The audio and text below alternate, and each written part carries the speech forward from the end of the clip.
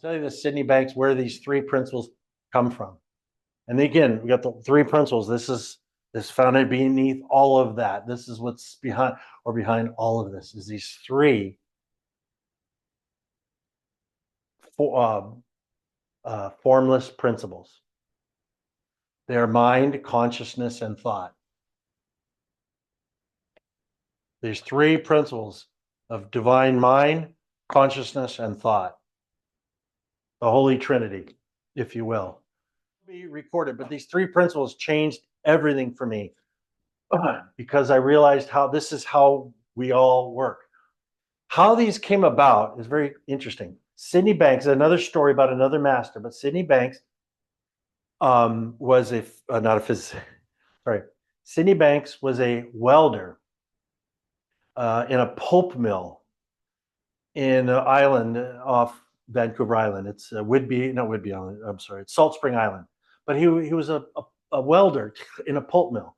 Sydney Banks was an insecure guy. He immigrated from Scotland to Canada, and he had a horrible childhood. He was in adoption agencies his whole life, but he was a super insecure guy.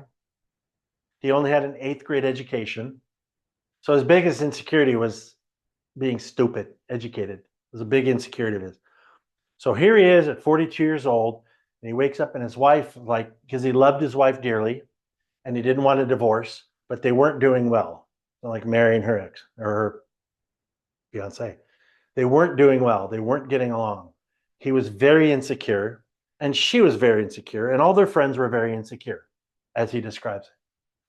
And at 42 years old, miserable, depressed, insecure, his wife said, "We got to do something, Sydney. And so he went to this counseling in the evening in a night class.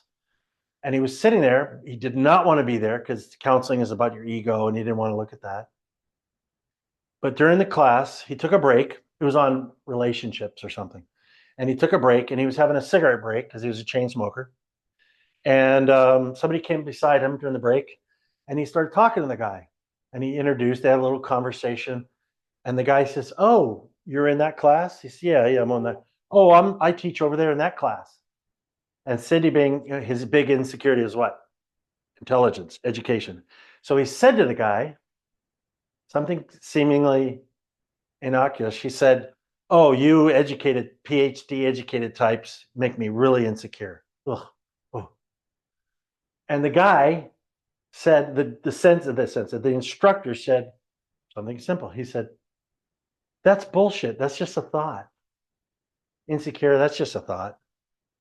Anyway, put out cigarettes. "Have a nice, enjoy your class," and the guy left. Well, Sydney Banks didn't just hear it's a thought. He heard it's a thought with a capital T. He heard, oh, what he described, he had a freeing experience. He said it took a while, maybe, he can't remember, 5 to 7 seconds. No more than 10 seconds. He said, "I had a freeing experience when I saw me as an insecure shit, completely insecure." When he said it's just a thought, something, not just intellectual, something came over me that said, I'm not an insecure person. I just have insecure thinking. I'm not insecure. I have insecure thoughts. I have insecure thinking. And so when he saw that, it dropped, and he moved into this peace. And his next insight was, well, wow. He spent the next 3 days blissed out, but in the white light. But he said, his next insight was that what's going on? Why was my insecure thinking is leading to my insecure feeling and experience. So he realized that it's consciousness. His insight was this consciousness, little Steve in his mind, was bringing this to life, was making the movie.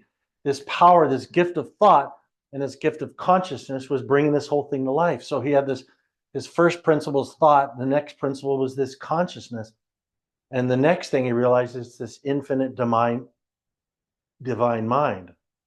There was the energy and information, or the intelligence, I say, of all things. This energy, information, intelligence, all things, whether in form and formless. It was the whole everything, divine mind. So he realized these thoughts or this understanding of these three principles. And he began to teach that. And people came all around the world. Gurus came to him. People came in not from all over the world hearing about this guy that had realized something. People came from India. I know people came from California. He would fill up rooms of people. He'd never educated, never read a book in his life except welding. But he was teaching these PhD educated types about this stuff. He's basically saying, you don't know what you're doing. This is it. If you understand that, you don't need all the stuff you've learned. He didn't say it that way, but all that 8 years, 10 years of training is out the door. Totally worthless, except the listening part. That. When you understand this, you understand all life, you understand all future, the past, you understand who you are, you can solve all your problems. You can create a beautiful life just by understanding how this is working, the reality of how this works within us.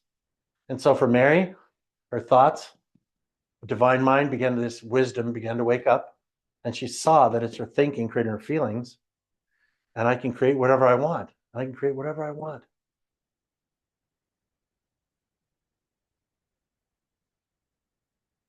Cool. Then he began to teach this called the three principles. He went around the world. That's why the book we wrote, the handbook of about the three principles that you guys hopefully read. We recommended the book by Joseph Nguyen. Don't believe everything you think. But there's a lot of books written, but he's basically going through these principles in a very common sense way.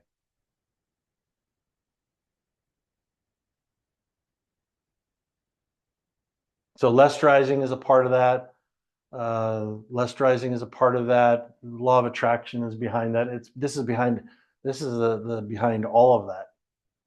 That's the way the whole thing functions. But let me give you another example. Let me give you guys an example. This is very helpful. This is a cup, okay? And there's a tea bag. And I put a cup in the tea bag. Why do I do this? Well, nothing happens because there's no water. But when I do this properly, what do I want to do? I want to drink the tea. I want to have a feeling. I want to have an experience of the tea. I want to enjoy the tea for health and experience. Maybe I put some honey in there. Right? So this cup represents the mind in this analogy. And this would represent a tea bag representing a thought. Mind. So I remember that thing? We have the reel inside the projector. Now we're doing another metaphor of the thought inside the mind. If I put the thought inside the mind, what happens, guys?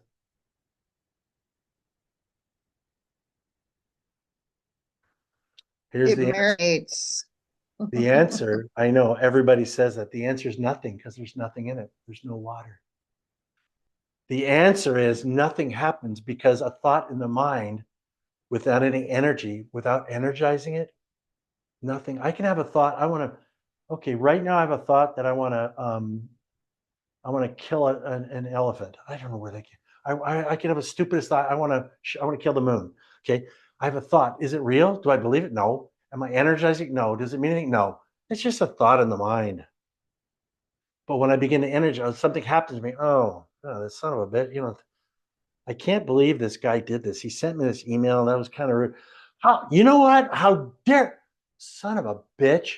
How I can energize this thing. I can put hot water in this all day long now. And I energize this thinking, right? But who's doing the energizing? You are. You're putting a thought in mind, or a thought's coming up, and you're energizing the tea bag. You're putting the hot water on there, pretending like you're not. I ain't doing it. That hot water is cooking it up, if you will. It's bringing its consciousness. The hot water, it's bringing this to life. Now you have a color, and you have a smell, you have an experience, and you have a taste, and you have a benefit, and you have an enjoyment, maybe a health benefit. All these things come to life when I energize it. Positive, negative, either one. It's being energized. Are you with me? So when you have a problem, it's you have a thought, but you're energizing it. And when you energize it, meaning bring it to life, you're doing a good job. Consciousness, or you are conscious, bring it to life. And you get to experience it, good or bad. Are you with me? Any question? Where's the conscious come into consciousness? Okay. consciousness comes into play because mind, sorry, not mind. This is my mind, my brain. Okay. This is the thought, and the water would be consciousness because that's the one that brings it to life. It's the thing that energizes. It's your consciousness, your awareness. That's like that little brain of mine. That's what it does. It takes a thought, but I have control over that. I don't have to energize the thought if I don't want to. I can. I don't have to though. I have free will to energize that thought all day long. Negative thought till if I live to be 120, I can energize that thought 365 for the rest of it if I want. So the thought teabag is fairly neutral. It's just like a thought until we energize it. I could say to you the word let's say the word of anger. This is anger. Put it in there. Nothing happens. But think of something that really angered you, but it's just a thought. And who's energizing it? You are, pretending like you're not. I'm not doing that. It just thought happened. I'm energized. It's energy. I didn't. It just came into my mind, and I don't know. It just somehow energized it. And one day you'll think of a thought, and it doesn't bother you. Somebody cuts me off. I'm in a good mood. Somebody cuts me off. Poor guy. Poor gal. Huh? When I'm in a crap mood or in a mood from not paying attention, I want to energize something. Cut me off. Damn bumper sticker. Stupid. I get into this thought. Same thing happened, but I did them both. I energized that thought. Are you with me? And the ultimate, empty the cup. And what's in here is nothing but everything. What a metaphor. Nothing but everything.